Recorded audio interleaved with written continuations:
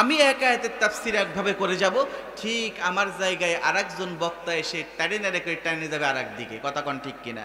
এখন সাধারণ পাবলিক দুই হুজুরের ওয়াজ শুনলো, এখন কম্প্রোমাইজ করতে পারে না যে কোনটা মানবো আর কোনটা বাদ দিব। কথা কোন ঠিক কিনা? একটা জিনিস আয়নার মতো ক্লিয়ার, আলেম তো তারা, হক্কানি পীর মাশায়েখ তো তারা যাদের মুখের দিকে তাকাইলে আল্লাহ ও তার রাসূলের কথা মনে পড়ে। কথা কোন ঠিক কিনা? আবার কিছু কিছু নামধারী আলেম আছে, মাইক সামনে পাইলেই হয় বা চাকচিক্য হইলেই হয়, দাড়ি ছোট ছোট ছোট ছোট কুচি কুচি করে রাখছে। কথা কোন ঠিক কিনা? দেখছেন কিনা জানি না, তারাও নিজেকে আলেম বলে, হক বলে দাবি করে। করে কি করে না? যে ওদেরটাই হক, বাকি সব বাতিল। নাউজুবিল্লাহ। একটা জিনিস আয়নার মতো ক্লিয়ার, রাসূলের ইশক, প্রেম, ভালোবাসার নাম হলো ঈমান। নামাজ, রোজা, হজ, যাকাত এগুলা ইসলামের আমল, ফরজ করতে হবে। রাসূলের প্রেম ভালোবাসার নাম হলো ঈমান। যার মধ্যে রাসূলের প্রেম ভালোবাসা নাই, তার মাঝে ঈমান নাই। সে যতই আপনাকে জান্নাতের লোভ দেখাক, যতই বলুক যে এই রাস্তায় আসো, এই রাস্তায় কোন রকম জানটা বেরোইলেই শহীদ। তোমার ওযু থাক আর না থাক, কাপড় টাকনুর নিচে থাক আর না থাক, গায়ে পাঞ্জাবি থাক আর গেঞ্জি থাক, দাড়ি থাক আর না থাক, ক্লিন শেভ থাক, তোমার কোনো মতো জানটা বাড়াইলেই শহীদ। জোরে কর নাউজুবিল্লাহ। ও দুনিয়ার মুসলমান, কোরআন হাদিস আমরা অনেকেই জানি, অনেকেই জানি না। ওয়াজ নসিহত জীবনে বহুত শুনছেন, তাই না? শুনেন নাই? আমরা ফলো করি আমার রাসূলকে, সাহাবা আজমাইনদেরকে, হক্কানি পীর মাশায়েখদেরকে, আলেম ওলামাদেরকে। কথা কোন ঠিক কিনা? এখন হক চিনা আর বাতিল চিনা খুব সহজ। সহজ বুদ্ধিটা শিখাই দেই। আজ থেকে মনে রাখবেন যে জামাই একটা কথা বলছিল, কথাটা স্মরণ রাখি। সেটা হলো কি, যে বাতিল এইভাবে চিনবেন, বাতিলের দেখবেন মুখ দিয়ে অনর্গল ইসলামিক কথা বের হবে, মাথায় টুপি নাই। 1 নম্বর পয়েন্ট। 2 নম্বরে মুখে দাড়ি নাই। 3 নম্বরে পণ্যে হয়তো জিন্স প্যান্ট না হলে অন্য কোনো প্যান্ট, কিন্তু সেটাও আবার টাকনুর নিচে, সেটাও আবার টাকনুর নিচে। এইগুলা হলো বাতিল। এরা আপনারে বিভিন্ন লোভ দেখাবে, কিন্তু ওই লোভে পড়া যাবে না। কিয়ামতের আগে আসবে কে? দাজ্জাল আসবে না? সে ঠিক এমনই ভাবে মানুষদের ঈমান নষ্ট করবে, এইভাবে সে জান্নাতের ছবি দেখাবে। নাউজুবিল্লাহ। মানুষ যারা ধোঁকায় পড়ে ওই জান্নাতের লোভে ওর পিছ পিছ যাবে, সব জাহান্নামী হয়ে যাবে।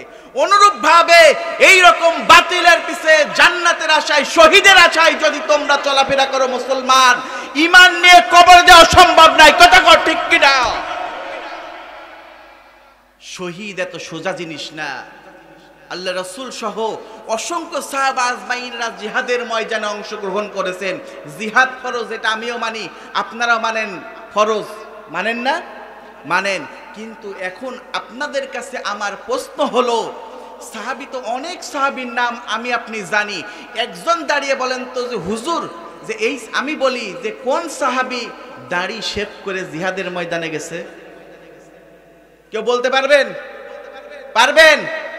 তাহলে যদি কোন সাহাবী যদি দাড়ি শেভ করে, ছোট করে যদি জিহাদের ময়দানে অংশগ্রহণ না করে, তাহলে তাদের নাম বাঁচে এই দুনিয়ার মাঝে ভণ্ডামি করা যাবে না। কথা বলো ঠিক কিনা? মানুষদের আর ধোঁকা দিয়ে বোকা বানানো যাবে না। ও দুনিয়ার মুসলমান, আল্লাহ রাসূল বলছেন ৭৩ দলের মধ্যে এক দল যাবে জান্নাতে, বাকি ৭২ কোথায় যাবে? জাহান্নামে যাবে। এখানে আরেকটা পয়েন্ট দেখেন, খেয়াল করে দেখেন। এখানে সাপোজ ১০,০০০ লোক আছেন ধরে নেন। এখন এক ভাগে যদি ১০,০০০ হয়, এই এক ভাগে ১০,০০০ দিয়ে ৭২ রে গুণ দিয়ে দেখেন যে কয় হাজার হবে। এখন তাদের মাহফিলে লক্ষ লক্ষ লোক তো এমনিই হবে, তাই না? হবে না? কারণ ৭২ তো বেশি, এক তো কম। এজন্য বেশি হোক, এতে আমাদের মন খারাপের দরকার নাই। আল্লাহ রাসূলের কথা কি মিথ্যা হয়? আল্লাহ রাসূল যেটা বলেন সেইটা, আল্লাহ রাসূল মুখ দিয়ে যদি বলেন এইটা হালাল, কিয়ামত পর্যন্ত হালাল। আল্লাহর নবী যেটা বলেন যে এইটা হারাম, কিয়ামত পর্যন্ত হারাম। কোনো আলেমের বাপের ক্ষমতা নাই হারামকে হালালে রূপান্তরিত করা। কথা কোন ঠিক কিনা? সম্মানিত ভাইরা আমার, বাবাজিরা আমার, আল্লাহ রাব্বুল আলামিন কোরআনে কারীমের মধ্যে ডাক দিয়া বললাম, হাযা বায়ানুল লিন-নাসি ওয়া হুদাও ওয়া মাউইযাতুল লিল মুত্তাকিন।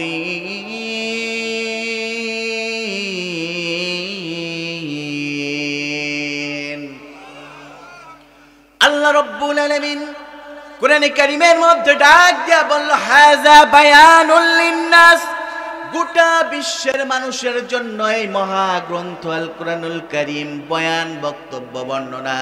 এই কোরআন যারা মেনে নেবে, কোরআন যারা সিনায় আঁকড়ে ধারণ করবে, কোরআন অনুযায়ী তাদের জীবন, পরিবার, রাষ্ট্র, সমাজ পরিচালনা করবে, ওয়া হুদাও ওয়া মাউইযাতুল লিল মুত্তাকিন, সেই সমস্ত মানুষেরা মুত্তাকি বান্দা বান্দীদের মধ্যে শামিল হয়ে যাবে। জোরে কান সুবহানাল্লাহ।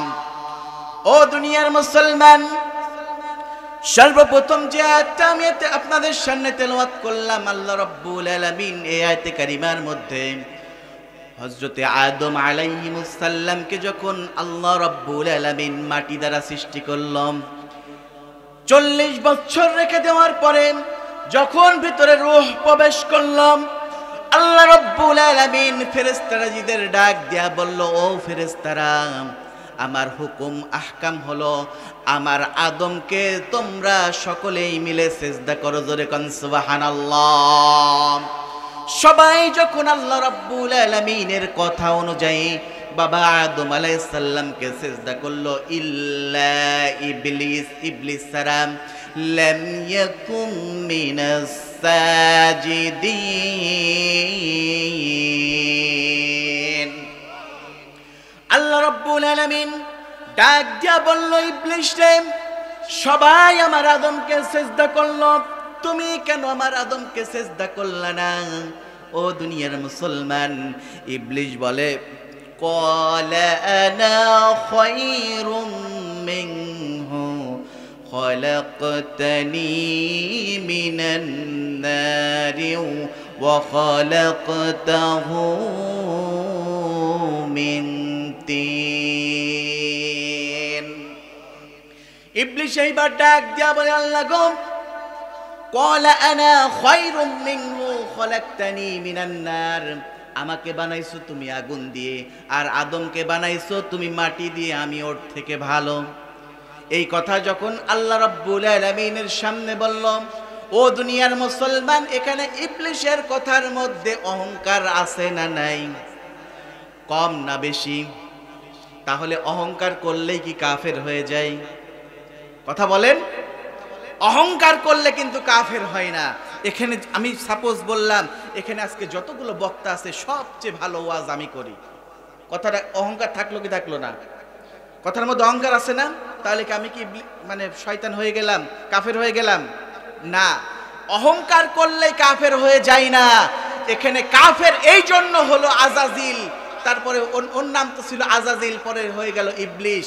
আজাজিল কাফের হলো এই জন্য যে আল্লাহ রাব্বুল আলামিনের হুকুম তো লঙ্ঘন করলই, আর 2 নম্বরে হলো আল্লাহর আদেশ অমান্য করে তার নবীর সাথে বেয়াদবি করার জন্যই সে হয়ে গেল ইবলিস, শয়তান। আদম আলাইহিস সালামের সাথে বেয়াদবি করার জন্য সে হয়ে গেল ইবলিস, শয়তান। বুঝতে পারছেন? তার মানে বোঝা যায় বাবা আদম আলাইহিস সালামের সাথে যখনই বেয়াদবি করলো, গোস্ত কি করলো, সঙ্গে সঙ্গে ইবলিসে পরিণত হয়ে গেল। ও দুনিয়ার মুসলমান, এমনই ভাবে আল্লাহ রাব্বুল আলামিন যখন বাবা আদম আলাইহিস সালাম, মা হাওয়া আলাইহিস সালামকে যখন জান্নাতের মধ্যে বসবাস করার জন্য সুযোগ করে দিয়েছিল, আল্লাহ রাব্বুল আলামিন ডাক দিয়া বলেছিল, আদম রে, জান্নাতের মধ্যে খাও দাও, খবরদার নিষিদ্ধ গাছের ফল খায়ও না। ইবলিস সেই জায়গায় গিয়ে ওয়াসওয়াসা দিল।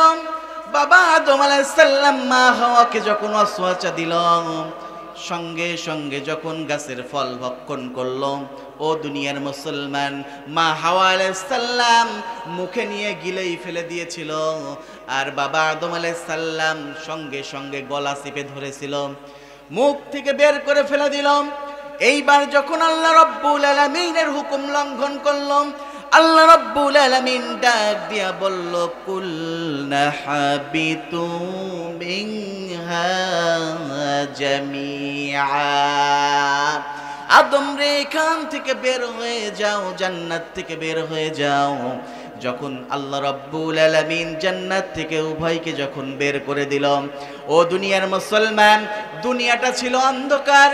এই অন্ধকারের সময় একদিন দুই দিন নয়, 1 বছর 2 বছর নয়, 350 বছর যখন কান্নাকাটি করলো, 350 বছর কান্নাকাটি করার পরে বাবা আদম আলাইহিস সালাম দোয়া করলো। কোন দোয়া আমার সাথে পড়েন?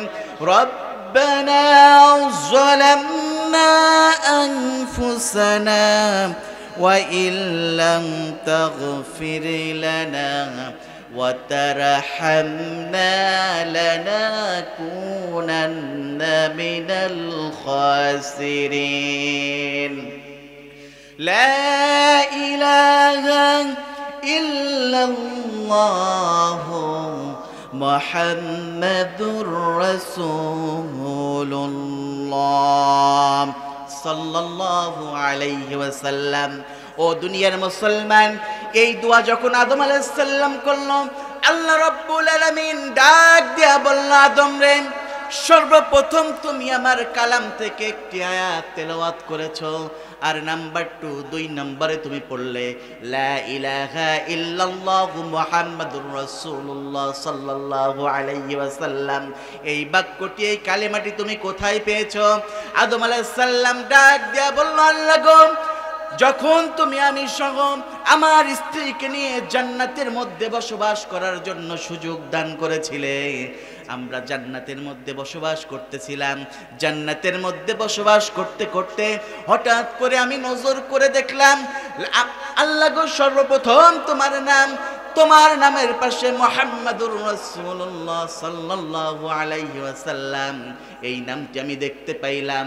আমি আদম চিন্তা করলাম, আমার আল্লাহর নামের পাশে যেই নামটা বসতে পারে, আমার আল্লাহর নামের পাশে যেই নামটা অবস্থান করতে পারে, যেন তেন সাধারণ কোনো মানুষের নাম হইতে পারে না, নিশ্চয়ই মর্যাদাশীল ব্যক্তির নাম, নিশ্চয়ই বরকতপূর্ণ ব্যক্তির নাম। আল্লাহ গো, আমি আদম আজকে কঠিন অবস্থায় 350 বছর কান্নাকাটি করার পরে তোমার কাছে দোয়া করলাম, আল্লাহ, তোমার ওই মহাব্বতওয়ালা ব্যক্তির উসিলাই, বন্ধুর উসিলাই আমি আদম, আল্লাহ তুমি আজকে আমাকে মাফ করে দাও। আরো জোরে কান সুবহানাল্লাহ। আল্লাহ রাব্বুল আলামিন ডাক দিয়া বলল, আদম রে, এইবার তুমি আসল দোয়া করেছো, তোমাকে মাফ না করে আমি আল্লাহ রাব্বুল আলামিন পারলাম না। যাও, আমি তোমাকে মাফ করে দিলাম। শুধু মাফই নয়, আমি আল্লাহ রাব্বুল আলামিন তোমাকে প্রথম নবী বানায়া দিলাম। আল্লাহ তাআলা ডাক দিয়া বলল, আদম রে, কিন্তু একটা শর্ত আছে। আদম আলাইহিস সালাম ডাক দিয়া বলল, আল্লাহ গো, কি শর্ত? যেই শর্ত দিবা আমি আদম সেই শর্ত মেনে নেব। সুবহানাল্লাহ কোন। আল্লাহ তাআলা বললেন, ফাইম্মা ইয়াতিয়ান্নাকুম মিন্নি হুদায়া, আমার পক্ষ থেকে একটা গাইডলাইন যাবে, আমার পক্ষ থেকে একটা হেদায়েতের গ্রন্থ যাবে। এই হেদায়েতের গ্রন্থ দিয়ে যদি তুমি সহ তোমার স্ত্রী, তোমাদের দ্বারা যত নর এবং নারী এই দুনিয়ার মাঝে আগমন করবে, প্রত্যেকেই যদি কোরআন অভিমুখী হয়ে যাও, আমি আল্লাহ রাব্বুল আলামিন কথা দিচ্ছি, তোমরা যখন কালিমা পড়ে মৃত্যুবরণ করে কবর দেশে চলে যাবে, কিয়ামতের দিন, মুসিবতের সময় আমি আল্লাহ রাব্বুল আলামিন তোমাদেরকে আরশে আজিমের ছায়া দান করব। জোরে কোন সুবহানাল্লাহ, আরো জোরে কোন সুবহানাল্লাহ। তাহলে এখানে অনেকেরই প্রশ্ন যে হুজুর আদম আলাইহিস সালামের সময় কোরআন আসলো কোত্থেকে? প্রশ্ন জাগে না? আদম আলাইহিস সালামের সময় কোরআন আসলো কোত্থেকে? ও দুনিয়ার মুসলমান, তখন পূর্ণাঙ্গ কোরআন ছিল না, আংশিক আংশিক ব্যাখ্যা ছিল। কেবলমাত্র শুধুমাত্র আমার আপনার নবী জনাবে মুহাম্মদুর রাসূলুল্লাহ সাল্লাল্লাহু আলাইহি সাল্লামের কাছে আল্লাহ রাব্বুল আলামিন পূর্ণাঙ্গ কোরআন প্রেরণ করেছেন। জোরে কোন সুবহানাল্লাহ। ও দুনিয়ার মুসলমান, আমার রাসূলের উপরে দুরূদ পড়লে লাভ কি? আমার রাসূলের নাম নিয়ে কালিমা পড়লে লাভ কি? যখনই আমি আপনি পড়ব লা ইলাহা ইল্লাল্লাহু মুহাম্মাদুর রাসূলুল্লাহ সাল্লাল্লাহু আলাইহি ওয়াসাল্লাম, একজন বিধর্মী মানুষ সঙ্গে সঙ্গে মনে প্রাণে যখন এইটা পড়ে, সঙ্গে সঙ্গে ইসলামের মধ্যে আল্লাহ রাব্বুল আলামিন তাকে দাখিল করে নেয়। কিন্তু দেখেন, আমার রাসূলের পূর্বে যারাই কালিমা পড়েছে তাদের প্রত্যেকের ছিল কওমের কালিমা। হযরতে মূসা আলাইহিস সালাম যখন কোরআনের দাওয়াত দিত, ইসলামের দাওয়াত দিত, মূসা আলাইহিস করতেন। হযরতে ঈসা আলাইহিস সালাম যখন মানুষের কাছে কাছে গিয়ে যখন ইসলামের দাওয়াত প্রেরণ করতেন, অসংখ্য মানুষজন ইসলাম কবুল করত, তখন তারা পড়তো লা ইলাহা ইল্লাল্লাহু ঈসা রূহুল্লাহ। কথা কোন ঠিক কিনা? ঈসা আলাইহিস সালাম দুনিয়া থেকে উঠে গিয়েছে, ওই কালিমাও শেষ হয়ে গিয়েছে। হযরতে মূসা আলাইহিস সালাম দুনিয়া থেকে চলে গিয়েছে, ওই কালিমা আর কেউ পড়ে না। কথা কোন ঠিক কিনা? কিন্তু আমার আপনার নবী এই দুনিয়া থেকে পর্দা করেছেন। কিয়ামত পর্যন্ত যত নর এবং নারী এই দুনিয়ার মাঝে জন্মগ্রহণ করবে, প্রত্যেকেই মনে প্রাণে এইটা পড়বে লা ইলাহা ইল্লাল্লাহু মুহাম্মাদুর রাসূলুল্লাহ সাল্লাল্লাহু আলাইহি ওয়াসাল্লাম। ও দুনিয়ার মুসলমান, আমার রাসূলকে যারা দেখেছিল, অসংখ্য কাফের বেঈমানগুলা রাসূলের হাতে হাত থেকে ইসলাম কবুল করেছিল। অসংখ্য কাফের বেঈমানগুলা রাসূলের সাথে দুশমনি করেছিল। একজন ইহুদির ঘটনা বারবার মনে পড়ে যায়। একজন ইহুদি আমার রাসূলকে টাকা ধার দিয়েছিল, আমার রাসূল তার থেকে কিছু অর্থ নিয়েছিল, সময় মতো আমার রাসূল সেই টাকা পরিশোধ করে দিয়েছিল।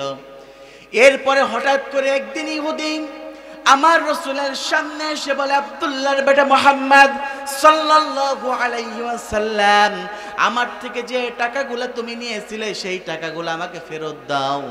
আমার রাসূল ডাক দিয়া বলে, তোমাকে আমি সময় মতো সেই টাকাটা আমি পরিশোধ করে দিয়েছি। ইহুদি এইবার ডাক দিয়া বলেন, না রে না, সেইটা দাও নাই। আমার রাসূল বলে, সেইটা দিয়েছ। এই দুইজনের তর্ক বিতর্ক যখন একজন ইমানদার ব্যক্তি যখন শুনতে পাইল, সঙ্গে সঙ্গে আল্লাহর নবীর কাছে চলে আসলো, সালাম দিয়ে বলল, ইয়া রাসূলুল্লাহ, ইয়া হাবিবাল্লাহ, হুজুর ইহুদির সাথে আপনার কথোপকথন আমি শুনলাম। ইয়া রাসূলুল্লাহ, আপনি ইহুদির টাকা ফেরত দিয়ে দিয়েছেন, এইটা আমি সাক্ষী। সুবহানাল্লাহ কোন? ও দুনিয়ার মুসলমান, সাক্ষীর জন্য প্রয়োজন একটা ঘটনা ঘটলে সেই জায়গায় উপস্থিত থাকা। কথা কোন ঠিক কিনা? সেই জায়গায় প্রাপ্তবয়স্ক মানুষ যখন উপস্থিত থাকে সেইটা হয় সাক্ষী।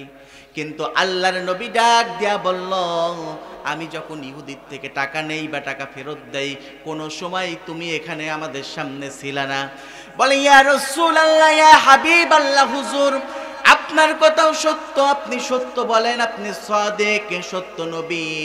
আমি টাকা নেওয়ার সময় বা দেওয়ার সময় ছিলাম না, কিন্তু ইয়া রাসূলুল্লাহ, ইয়া হাবিবাল্লাহ, হুজুর আপনার জবান থেকে শুনেছি আল্লাহ আছে, আমরা বিশ্বাস করেছি।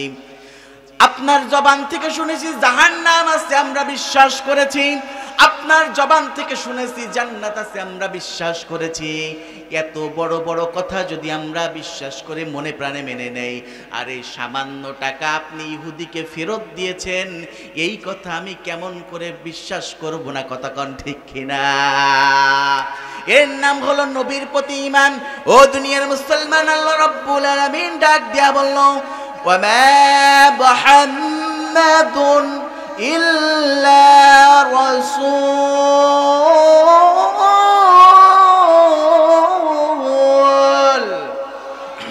মুহাম্মদ সাল্লাল্লাহু আলাইহি ওয়াসাল্লাম কার রাসূল?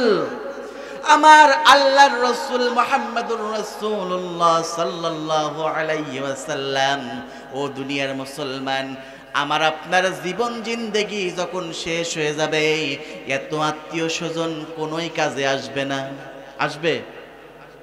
এত আত্মীয় স্বজন কোনোই কাজে আসবে না, বন্ধু বান্ধব কোনো কাজে আসবে না, মা বাবা সন্তানাদি কোনোই কাজে আসবে না। সেই দিন আপন হবেন যিনি, আমাদের নেতা, আমাদের নবী জনাবে মুহাম্মদুর রাসূলুল্লাহ সাল্লাল্লাহু আলাইহি ওয়াসাল্লাম। সেই দিন শুধু আমার রাসূলই আমার আপনার জন্য উপকার করবে। সুবহানাল্লাহ। ও দুনিয়ার মুসলমান, তাহলে এই যে আল্লাহর ওলির দরবারে আমরা আসলাম, আল্লাহর ওলিদের সাথে আমার রসুলের সম্পর্ক, সুবহানাল্লাহ বলুন।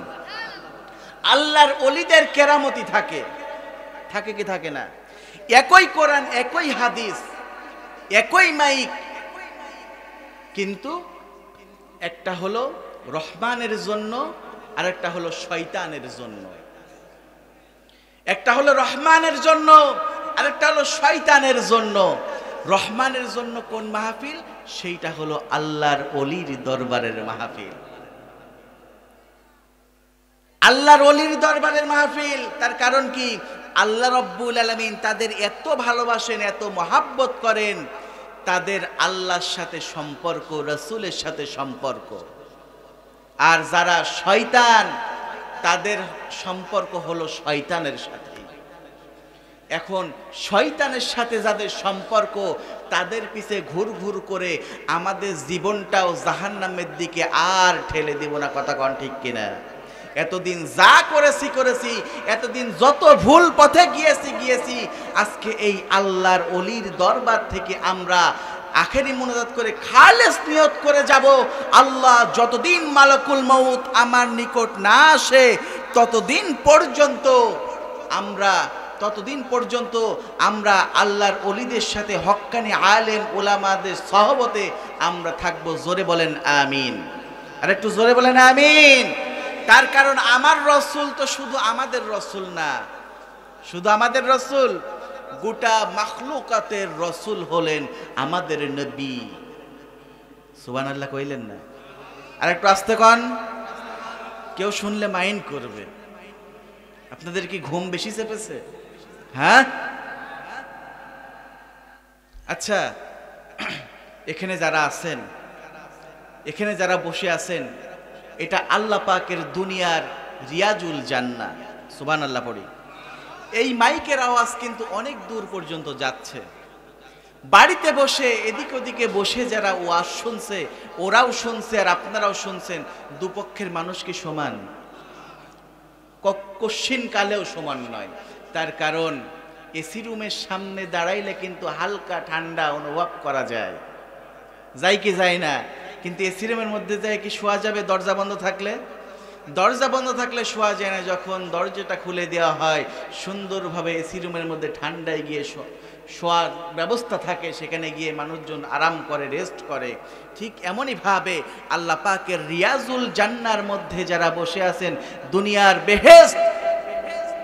বেহেশত এটা, জান্নাতের বাগান এটা। ও দুনিয়ার মুসলমান, জান্নাতের বাগানে বসে আল্লাহ পাকের কোরআন সুন্নাহর কথা শোনা আর বাড়িতে বসে হাট বাজারে শোনা, রাত আর দিন যেমন পার্থক্য, এর চেয়েও বেশি, এর চেয়ে বেশি। তার কারণ বাংলাদেশের মধ্যে একটা ফিতনা সবচেয়ে বেশি, সেটা হলো আমার রসুলকে সঠিকভাবে না চেনার জন্য। আমার রসুলকে সঠিকভাবে না চেনার জন্য, আমার রসুলের সাথে কথা বলতে হয় আদবের সাথে। আমার রসুলের সম্মান নিয়ে যারা বেয়াদবি করে, খারাপ মন্তব্য করে, উম্মাহাতুল মুমিনিনদের নিয়ে যারা খারাপ মন্তব্য করে, ওদের জিহ্বা কেটে কুত্তা দিয়ে খাওয়াইলেও মনে হয় একটু পরিমাণ হক আদায় হবে না। কথা কন ঠিক কিনা? তার কারণ আগেই বলেছি, রাসূলের প্রেম ভালোবাসা না নিয়ে কবরে গেলে ওইটা কবর না, ওইটা হলো দোজকের একটা গর্ত। রাসূলকে গাছপালা, পশু পাখি, এমনকি পাথর পর্যন্ত চিনেছিল। সুবহানাল্লাহ কোন। ও দুনিয়ার মুসলমান, একদিন আমার নবী তার নিজ ঘর থেকে বের হয়েছেন, সঙ্গে আছে হযরত আবু বকর সিদ্দিক রাদিয়াল্লাহু তাআলা আনহু। আমার রাসূল সামনের দিকে অগ্রসর হচ্ছে, আমার রাসূল যাচ্ছে আর বলতেছে ওয়া আলাইকুম আসসালাম ওয়া রাহমাতুল্লাহি ওয়া বারাকাতুহু। আবার সামনে যাচ্ছে, বারবার শুধু সালামের জবাব দিচ্ছে।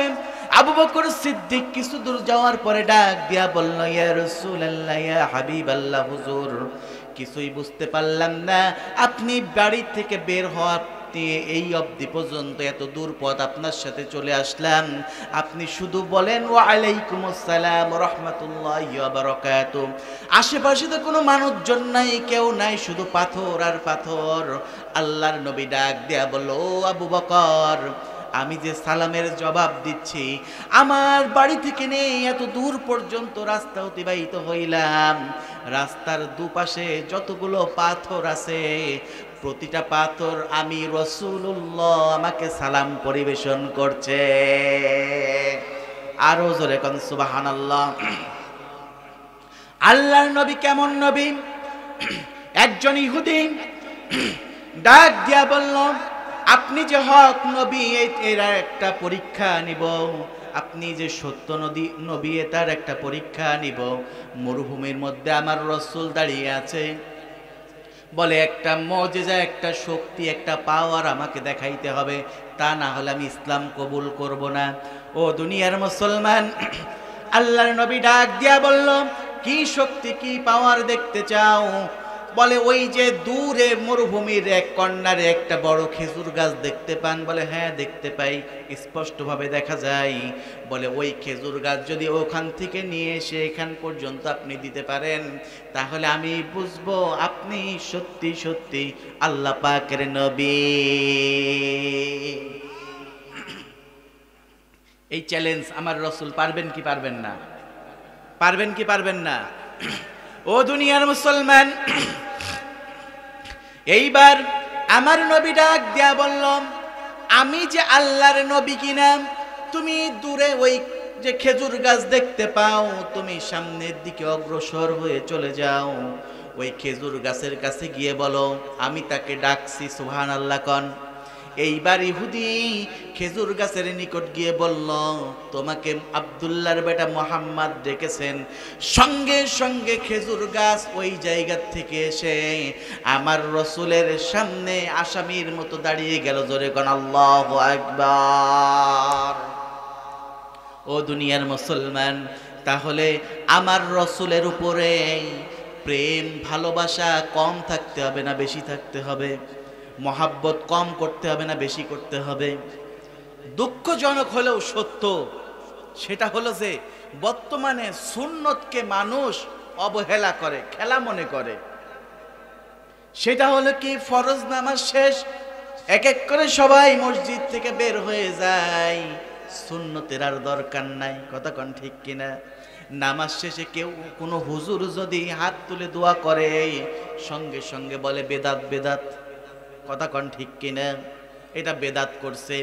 কিন্তু স্পষ্ট কথা, আদ-দুআ মুখুল ইবাদ, প্রত্যেক ইবাদতের জড় মূল হলো দোয়া। সুবহানাল্লাহ কোন।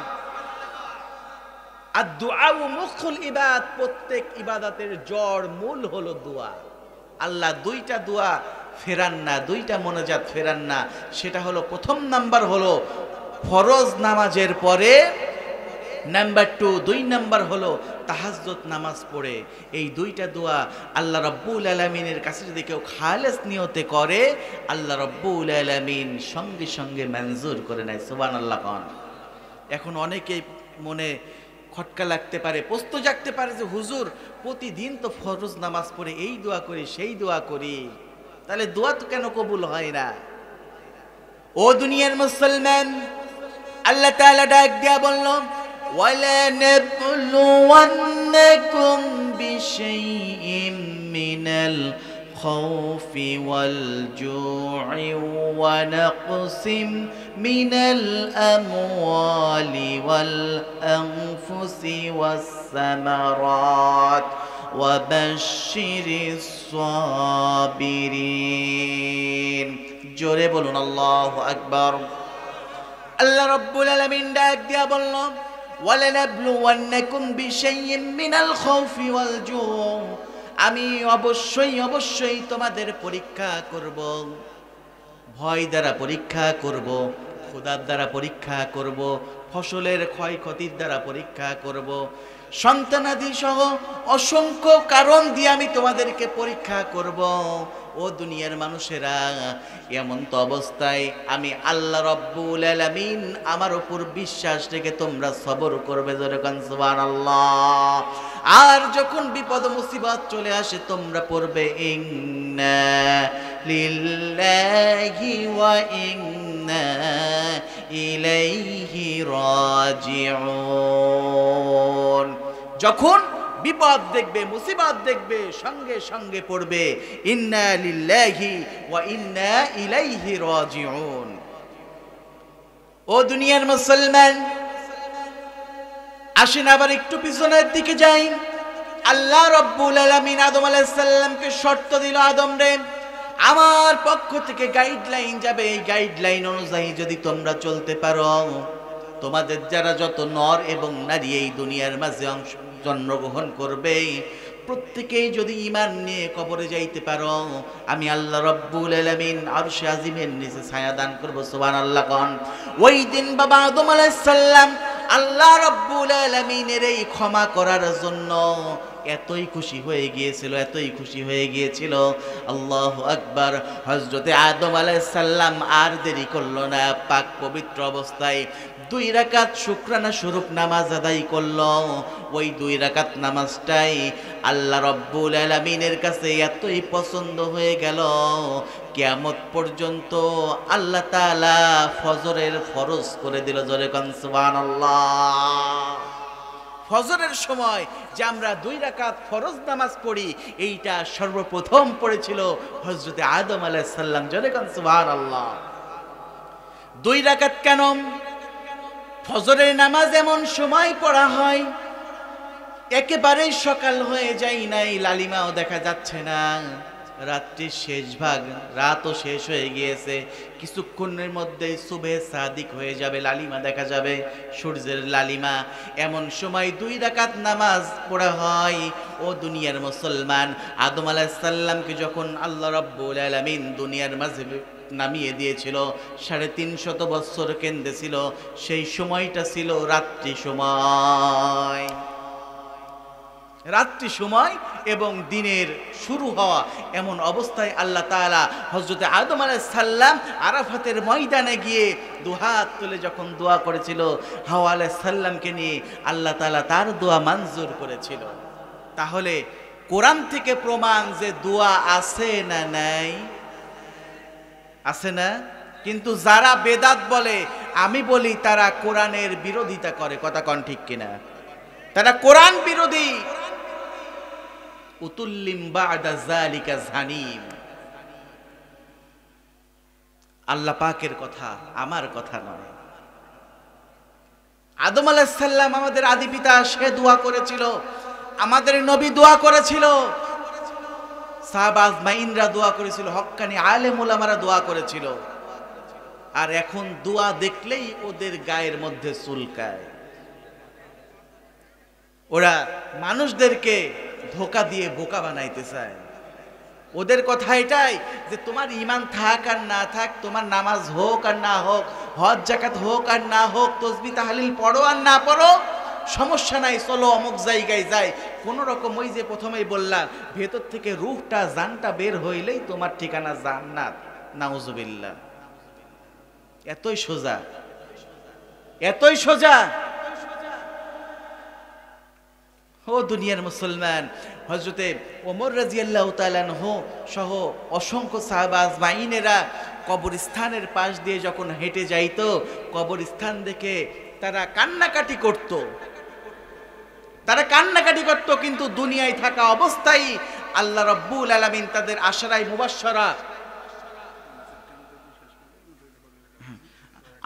মুবাশশারা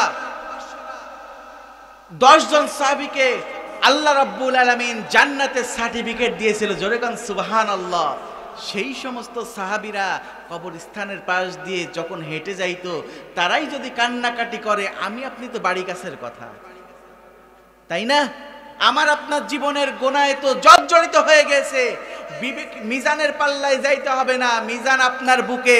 এখন একটু চক্ষুটা বন্ধ করে একটু নিজের বিবেকের দিকে প্রশ্ন করে দেখেন, জ্ঞান হওয়ার শুরু থেকে নিয়ে আজ পর্যন্ত, এই পর্যন্ত আমি কতটা নেক কাজ করেছি, ভালো কাজ করেছি, আর কতটা খারাপ কাজ করেছি। দুইটা যোগ বিয়োগ করেন, এখন দেখেন আমার আপনার ঠিকানা জান্নাতে না জাহান্নামে। কথা কন।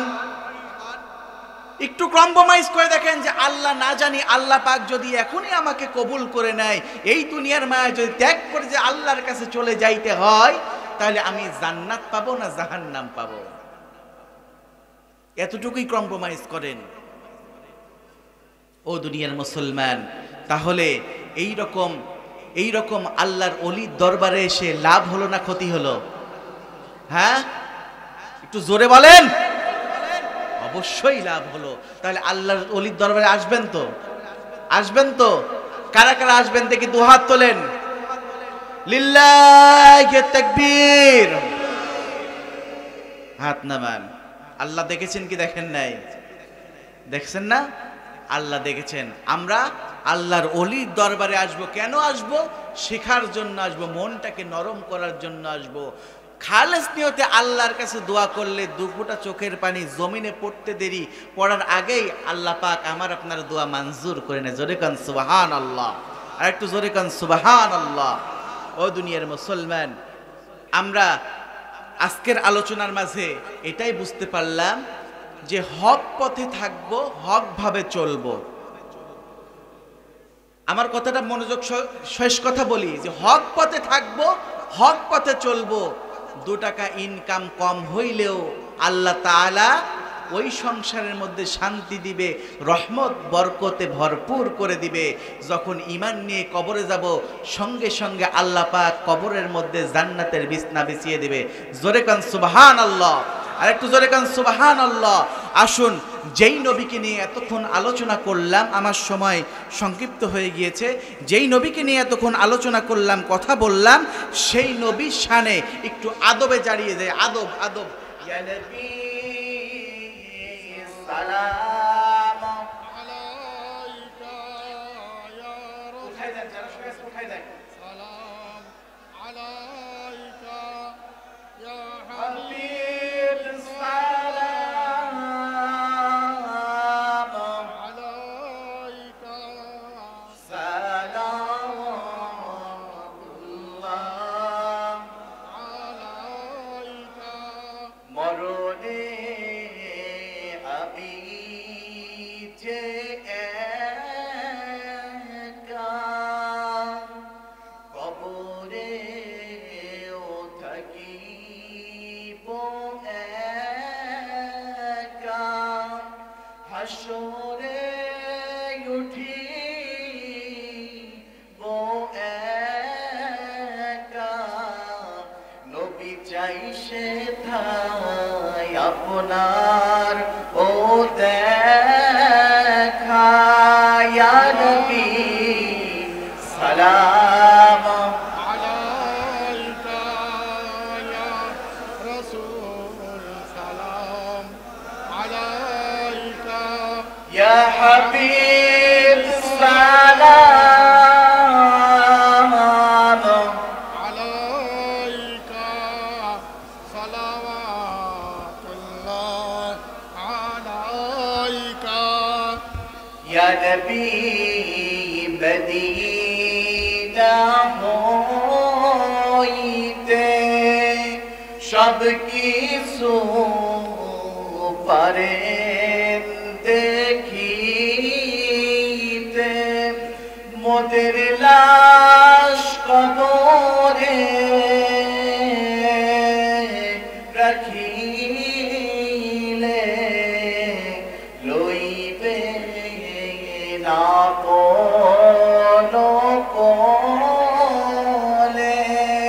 يا نبي سلام عليك يا رسول سلام عليك يا حبيب سلام